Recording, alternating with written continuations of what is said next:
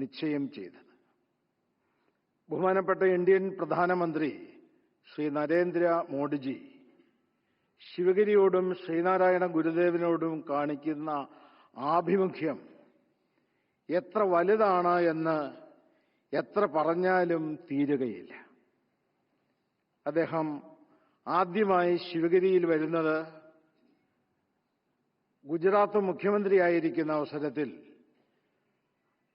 2013 അന്ന് ശിവഗിരിയിൽ അദ്ദേഹം ചെയ്ത പ്രസംഗം, യാതൊരു നോട്ടും കൂടാതെ 1 മണിക്കൂർ നേരം ചെയ്ത പ്രസംഗം ഞങ്ങളെല്ലാവരെയും ആശ്ചര്യപ്പെടുത്തിയ സംഭവമാണ്.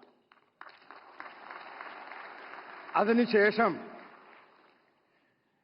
ശിവഗിരിയിലേക്ക് ഞങ്ങൾ അദ്ദേഹത്തെ ക്ഷണിച്ചു. പക്ഷേ ആ അവസരത്തിൽ വരാൻ സൗകര്യമുണ്ടായില്ല. തുടർന്ന് കേരളത്തിൽ വന്നപ്പോൾ മഹാനായ ആർ ശങ്കരുടെ പ്രതിമ അനാച്ഛാദനം ചെയ്യാൻ കേരളത്തിൽ വന്നപ്പോൾ ഞങ്ങൾ ശിവഗിരി മഠം ക്ഷണിക്കാതെ തന്നെ ശിവഗിരിക്ക് നിർദ്ദേശം നൽകി. ഞാൻ കേരളത്തിൽ വരുമ്പോൾ ഇതാ ശിവഗിരി